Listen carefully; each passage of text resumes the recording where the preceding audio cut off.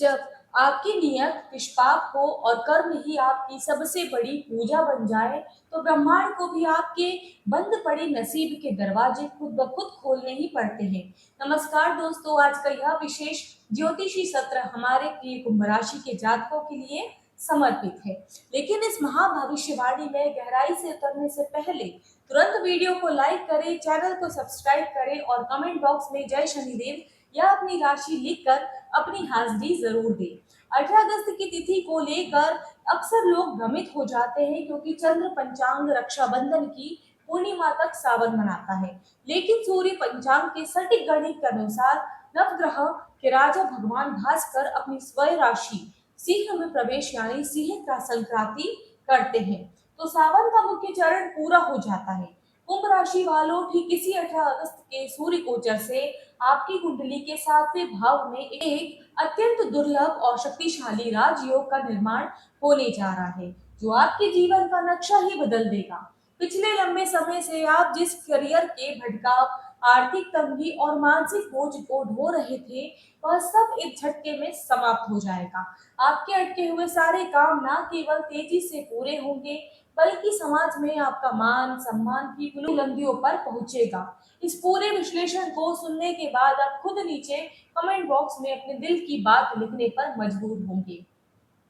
आप भली भांति जानते हैं कि साल 2020 से चल रही शनिदेव की साढ़े साती अब अपने अंतिम दौर में प्रवेश कर चुकी है और मई 2027 में आपको इसकी पूरी तरह मुक्ति मिल जाएगी।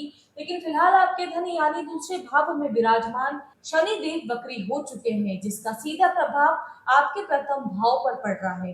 इसी बीच 17 सितंबर तक सूर्य 7वें घर में अपनी स्वराशि में रहकर अत्यंत शक्तिशाली स्थिति में रहेंगे और 3 सितंबर को शुक्र आपके नवम भाव में गोचर कर जाएंगे। ऐसे में शुभ कुंभ राशि वालों के लिए सबसे पहली और बड़ी भविष्यवाणी विवाह को लेकर बन रही है।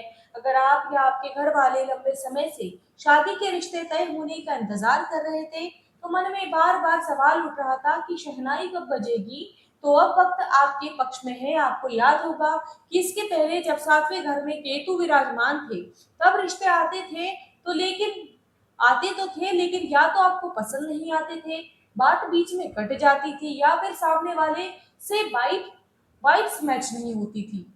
पर 18 अगस्त के बाद जैसे ही सूर्य देव इस भाव को संभालेंगे, रिश्ता पक्का होने की 100% संभावनाएं बन जाएगी।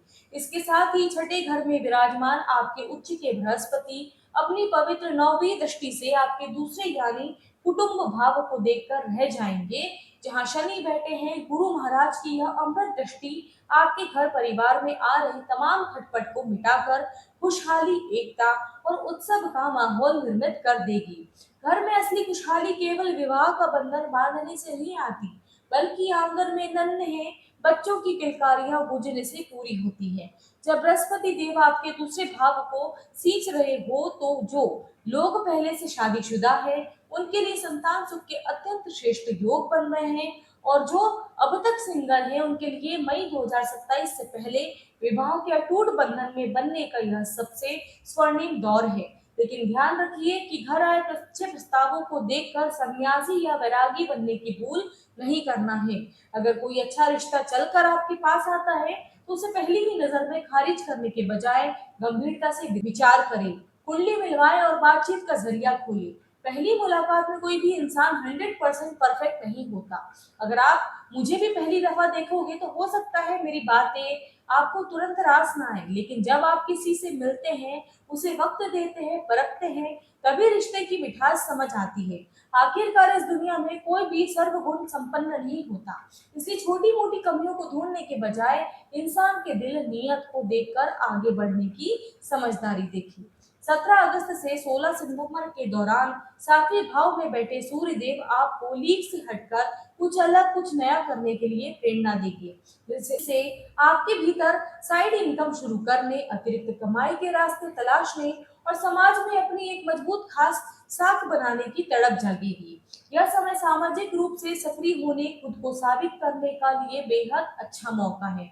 वहीं दूसरी तरफ आपके दूसरे भाव में वक्री शनिदेव आपको अब जिंदगी में बेहद गंभीर और परिपक्व बनाएंगे। अब तक जो आप अपना कीमती वक्त बेफिजूल की चीजों में लुटा रहे थे, चाहे वह किसी प्यार व्यार के चक्कर में एक तरफा मजनू बने रहना हो, या मोबाइल पर गेम खेलकर अपने बहुमूल्य समय की बलि चढ़ाना हो, अब वो सारी नादानियां बीते दिनों की बात हो जाएगी। वक्री ग्रह का सीधा सा नियम यह है कि आपको उस घर की अहमियत का एहसास गहराई से कराना है। चूंकि दूसरा भाव धन कुटुंब का है, इसलिए अब आपका पूरा ध्यान पैसे की फिजूल खर्ची रोकने, बैंक बैलेंस बढ़ाने और अपनी वित्तीय स्थिति को पूरी तरह सक्रिय संतुलित करने पर ही केंद्रित होगा। 15 अगस्त के पश्चात वक्री शनि की सीधी नजर आपके 11वें भाव यानी लाभ और आय के भाव पर पड़ेगी, जो आपके भीतर तरक्की की एक नई छटपटाहट और आर्थिक बदलाव लाने का जबरदस्त जुनून बनाएगा।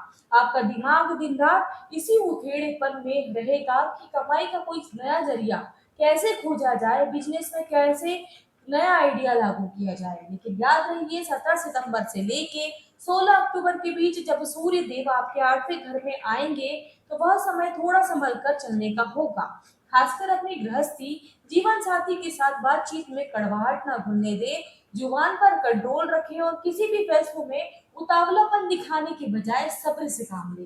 वैसे ज्योतिषी दृष्टिकोण से कुंभ राशि मेरे दिल के बहुत करीब मानी जाती है, क्योंकि काल पुरुष की कुंडली में 11वें स्थान पर होने के कारण यह राशि सीधे आपकी बड़ी बड़ी महत्वाकांक्षाओं और संकल्पों का प्रतीक है। और सच भी यही है कि इंसान के सीने में जब तक कुछ बड़ा हासिल करने की इच्छा ही नहीं होगी, तब तक कामयाबी की इमारत भला कैसे खड़ा होगी। अब जरा मंगल और बृहस्पति देव की इस जुगलबंदी को समझिए। 19 सितंबर को आपके दशमेश यानी कर्म भाव के स्वामी मंगल छठे घर में कदम रखेंगे, जहां उनकी शक्तिशाली नजर आपके 12वें भाव यानी विदेश या मल्टीनेशनल कंपनी के घर आपके लग्न पर पड़ेगी। अगर आप एमएनसी में मनचाही नौकरी करना चाहते हैं, विदेश की धरती पर अपना करियर सेट करना चाह रहे हैं, तो 19 सितंबर के बाद आपके लिए सफलता का बेहतरीन अवसर आएंगे। इसके साथ ही छठे घर में विराजमान उच्च के गुरु महाराज की शुभ दृष्टि आपके दशम और 12वें भाव पर पड़ेगी, जो आपकी मैनेजमेंट स्किल, कार्यशैली और नेतृत्व की क्षमता रखता है। अब जरा मुझे कमेंट करके बताइए कि बीते 2 मई के बाद से आपके करियर या नौकरी में क्या नया मोड़ आया है। मुझे पूरा यकीन है कि आप में से कई लोग तो जॉब बदलने, मनचाहा ट्रांसफर पाने, शेयर मार्केट में हाथ आजमाने, पैसिव इनकम का कोई नया जरिया तलाशने या फिर किसी नई शुरुआत के लिए बैंक से लोन लेने के बारे में गंभीरता से विचार कर रहे हैं। अगर ऐसा है तो समझ लीजिए ग्रहों का यही गणित आपको इस राह पर आगे बढ़ा रहा है।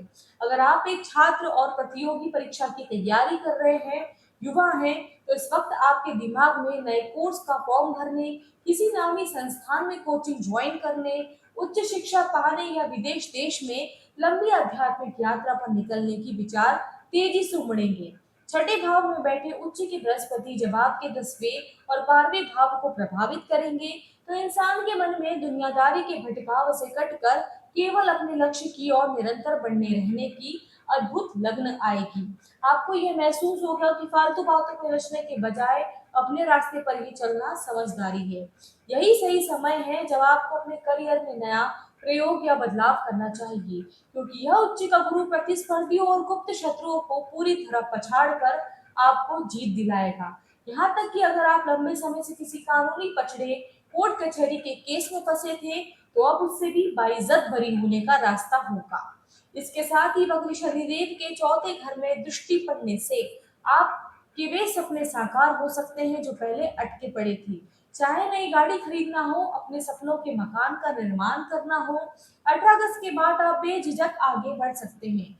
बस इस दौरान अपनी पूज्य माता जी की सेहत का खास ध्यान रखें, क्योंकि उन्हें नसों में खिंचाव, जोड़ों या पेट में दर्द की समस्या आ सकती है, या फिर सब कुछ ठीक होने के बावजूद उनके मन में अकारण ही कोई तनाव या बेचैनी हो सकती है। माता जी के जीवन में सब सुख सुविधाएं होने के बावजूद एक अनजाना असंतोष, चिड़चिड़ापन बना रहेगा, क्योंकि चौथे घर पर शनि की वक्री दृष्टि पड़ रही है। वहीं आपके खुद के स्वास्थ्य की बात करें, तो दूसरे भाव को शनि गले और मुख से जुड़ी तकलीफों का इशारा दे रहा है, इसलिए आने वाले दिनों में अपनी डाइट पर कड़ा नियंत्रण रखें, मिठास या शुगर से दूरी बनाए रखें और हर तरह के इन्फेक्शन या एलर्जी से बचाव रखें। इसके साथ ही 8वें घर पर शनि की नजर 3 सितंबर तक शुक्र की नीच स्थिति आपके शारीरिक चोट या फिसलने के प्रति आगाह कर रही है। इसलिए वाहन चलाते समय सीढ़ियां उतरते या कहीं भी जाते वक्त सतर्कता रखें। इसलिए असली राहत आपको 3 सितंबर के बाद मिलेगी, जब शुक्र देव अपने भाग्य यानी 9वें घर में प्रवेश करेंगे। इस गोचर के बाद शेयर मार्केट, ट्रेडिंग या नया इन्वेस्टमेंट करना आपके लिए सोने पे सुहागा साबित होगा, क्योंकि यहाँ से शुक्र का आगे तक का सफर आपके 9वें, 10वें, 11वें भाव को जागृत करने पर अपार सफलता दिलाएगा। अपनी सोई हुई किस्मत को पूरी तरह जगाने और ग्रहों की इस महादशा के सकारात्मक नकारात्मक प्रभाव को पूरी तरह निष्प्रभावी करने के लिए साप आपको कुछ बेहद प्रभावी और नए अचूक उपाय अपनाने होंगे। सबसे पहले हर शनिवार की शाम ढलने के बाद पीपल के पेड़ के नीचे सरसों के तेल का चौमुखी दीपक जलाएं और उसमें कुछ काले तेल डालें। यह प्रयोग शनिदेव के किसी भी प्रकार के कोप को तुरंत शांत करता है। इसके साथ ही रोजाना सुबह बेजुबान पक्षियों के लिए दाना पानी रखें और शाम को काले कुत्ते को तेल रगी रोटी खिलाना शुरू करें। यह आपके जीवन से राहु, केतु और शनि की हर अड़चन को चुटकियों में दूर करेगा। जीवन में अचूक सुरक्षा कवच और मान सम्मान की प्राप्ति के लिए हर मंगलवार व शनिवार को बजरंग बाण का पाठ करें और प्रतिदिन शिवलिंग पर जल में थोड़ा सा कच्चा दूध मिलाकर अर्पित करें। इन चमत्कारी उपायों को श्रद्धा से अपनाएं और फिर देखें कैसे आपके सारे काम बनने लगेंगे। यही विशेष जानकारी आपको पसंद आई हो तो तुरंत वीडियो को लाइक करें, दोस्तों के साथ शेयर करें, चैनल को सब्सक्राइब करें और कमेंट बॉक्स में जय शनिदेव और हर हर महादेव लिखकर अपनी हाजिरी लगाएं। धन्यवाद।